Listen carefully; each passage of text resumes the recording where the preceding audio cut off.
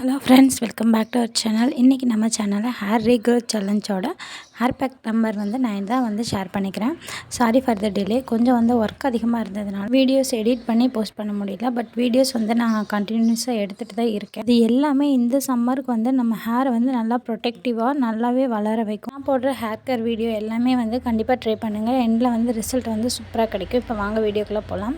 First பார்த்துக்கிட்டிங்கன்னா வெந்தயமும் வெள்ளை உளுந்தும் ரெண்டு டேபிள் ஸ்பூன் எடுத்து நைட்டே அரிசி கழுவின தண்ணியில் நான் ஊற வச்சுருக்கேன். உங்கள்கிட்ட வடித்த தண்ணி இருந்துச்சு அப்படின்னா நீங்கள் அதில் கூட யூஸ் பண்ணி ஊற வச்சுக்கலாம். ரொம்பவே சூப்பராக ஷைனிங்காக மாறும்.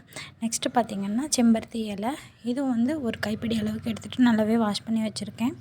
மூணாவது பார்த்துக்கிட்டிங்கன்னா எக் ஒயிட் எடுத்திருக்கேன். ஹேர் நல்லாவே ஸ்ட்ராங்காக நல்லாவே ஹெல்த்தியாக வளரும். இது மூணு பொருள் தான். இது எடுத்து வச்சுருக்க செம்பருத்தி இலைகளை ஆட் பண்ணிக்கலாம். செம்பருத்தி இலை கிடைக்கல அப்படின்னா நீங்கள் பூ கிடச்சிதுன்னா அது கூட ஆட் பண்ணிக்கலாம். அதுக்கப்புறம் ஊற வச்சுருக்க வெந்தயமும் வெள்ளை உளுந்தையும் சேர்த்துட்டு தேவையான அளவுக்கு தண்ணி ஊற்றி நல்லா கிரைண்ட் பண்ணிக்கலாம். இது கூட இன்னொரு ஆப்ஷனாக நீங்கள் தயிர் கூட ஆட் பண்ணிக்கலாம். ரொம்பவே ஹெவியாக ஹேர் ஃபால் இருக்குது. அது இல்லாமல் இந்த சம்மருக்கு ஹெட்டு நல்லாவே கூலிங் ஆகணும். நம்மளோட பிஹெச் லெவல் நல்லா மெயின்டைன் பண்ணணும் அப்படின்னா கண்டிப்பாக தயிர் ஆட் பண்ணிவிட்டு நீங்கள் அரைச்சிக்கோங்க. இந்த மாதிரி எப்பயும் போல் நம்ம ஃபில்ட்ரு பண்ணிடலாம். ஃபில்ட்ரு பண்ணல அப்படின்னா தலை காயறதுக்கு கொஞ்சம் லேட் ஆகும். இந்த மாதிரி நல்லா ஃபில்ட்ரு பண்ணி எடுத்துகிட்டு அதுக்கப்புறம் எக் ஒயிட்டு 1 இல்லைன்னா 2 ஆட் பண்ணிக்கோங்க.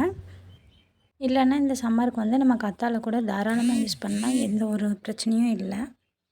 இது எல்லாத்தையும் ஒன்றா சேர்த்துட்டு நல்லா மிக்ஸ் பண்ணிக்கோங்க. நல்லா மிக்ஸ் பண்ணிவிட்டு நம்ம ஹேரில் எப்பயும் போல் நல்லா ஆயில் வச்சுட்டு மேலேருந்து கீழே வரைக்கும் நல்லா ஒரு மசாஜ் கொடுங்க. மசாஜ் கொடுத்துட்டு நல்லா தலையை சீவிடுங்க.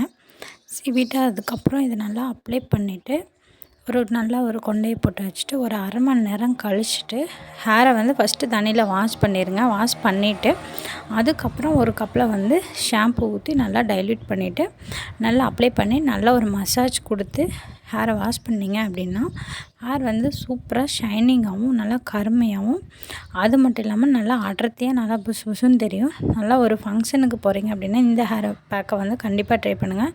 சூப்பராக இருக்கும். நம்ம சேனலில் போஸ்ட் பண்ணிட்டு வந்துட்டுருக்க எல்லா வீடியோலேயும் நம்ம நேச்சுரல் இன்க்ரீடியன்ட் மட்டும்தான் யூஸ் பண்ணுறோம். அதே மாதிரி ஃபுட் இன்டேக்கில் நல்ல ஒரு கான்சன்ட்ரேஷன் பண்ணுங்கள். இப்போ நீங்கள் பார்த்துட்ருக்க பிக்சர்லேயே பார்த்தீங்கன்னா தெரியும் என்னோடய ஹேர் ரொம்பவே ஃபால் ஆகிருந்திருக்கப்போ எப்படி இருந்துச்சு.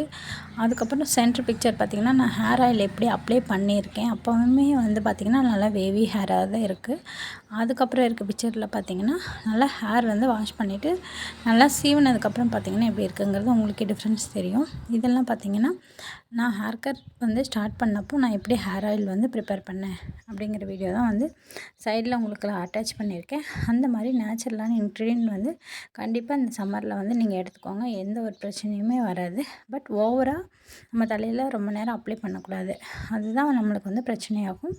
அதே மாதிரி ஹேர் ஆயிலுமே நான் அப்ளை பண்ணுறேங்கிற தலை நிறைய சொதன்னு வச்சிடக்கூடாது.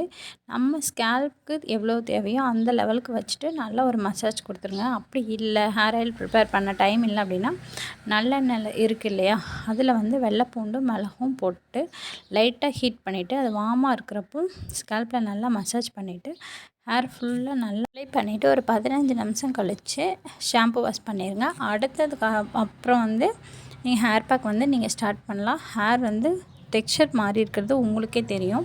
இந்த மாதிரி நீங்கள் கண்டினியூஸாக ஹேர் கேர் ரொட்டீனை ஃபாலோ பண்ணிகிட்டு இருக்கும்போது சூப்பரான ஒரு ஹேர் ரிசல்ட் கிடைக்கும்.